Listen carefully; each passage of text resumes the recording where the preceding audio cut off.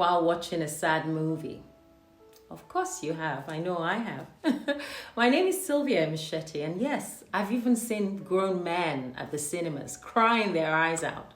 But have you ever wondered, why is that? After all, it's all make-believe. We already know that it's not real.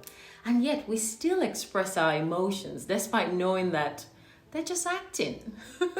Well, that is because your mind does not know the difference. It believes that you are actually experiencing that event, that you are there with them, real time. And so all of your physical senses and your emotional senses respond to that experience for real, as if you're there. Have you ever just sat down to daydream about being on a fancy, all expense paid holiday, just lounging by the beach, sipping on fresh coconut water? It feels good, doesn't it? You can almost taste the coconut water on your lips. It almost feels like you're there, right there on the beach. And some of you are probably smiling just thinking about it. That's because we can take ourselves there with the power of our mind, and we can feel that emotion of being happy on a holiday. Why not? So it turns out that you don't need to physically experience something to actually enjoy the satisfaction of it. That is the power of your mind. But that also means that your mind can experience the negative emotions even when it's not actually happening to you. Have you seen those virtual reality games where the person wears a VR headset and you'll see him so afraid? I mean, the game could be him in a cage with a lion, and he will be responding as if the lion is actually attacking him. You'll see him really scared. And you say to yourself, but it's just a game. Meanwhile, he's just playing a computer game. But that's because his mind believes that it's real and that it's happening to him. So all of this shows us one thing, that our mind is such a powerful tool, and we must master this tool.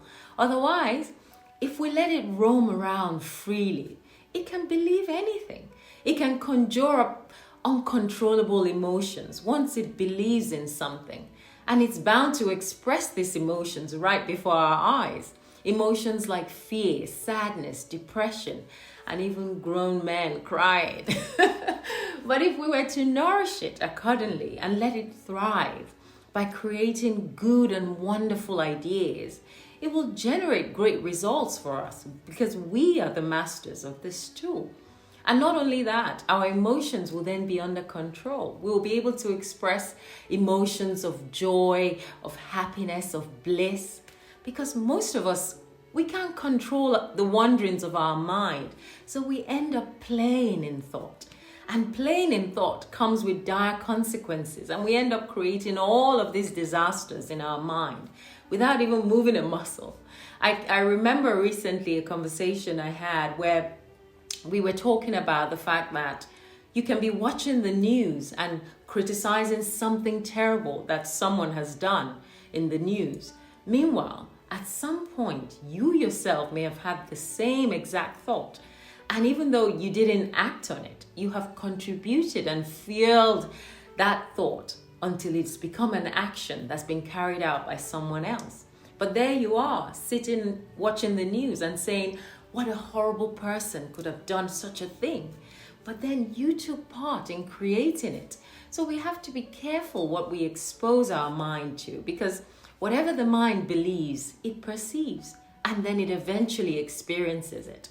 How many times have people been told that they have a terminal illness and the doctor says, oh, well, we're sorry, you have only 6 months to live. And 90% actually go ahead and die within that period of 6 months because they believe it. And so by law, they have to experience it.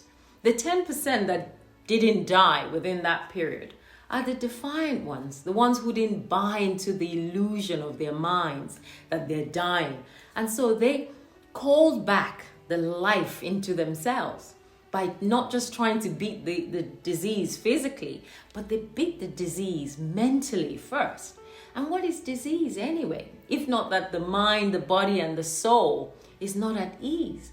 And so if you simply put them at ease, there'll be no dis-ease. We can heal ourselves and we can make ourselves heal with the power of our mind. I remember an Asian lady, I heard that her family didn't tell her that she had cancer.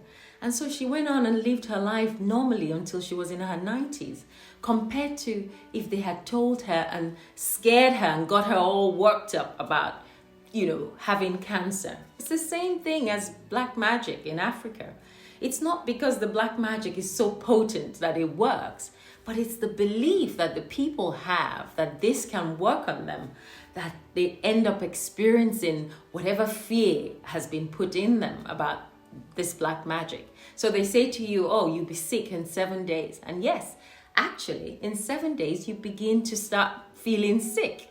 It's not because it's working, it's because you think it's working. And your body cannot do anything without your mind telling it what to do. Well, I'm still here in England waiting for that magic to be exported here so we can go to Barclays Bank and get some pounds. So what you believe in will always expand and become your reality. So please be careful what you feed your mind. We are simply an imagination of ourselves. And so whatever we imagine for ourselves becomes our reality.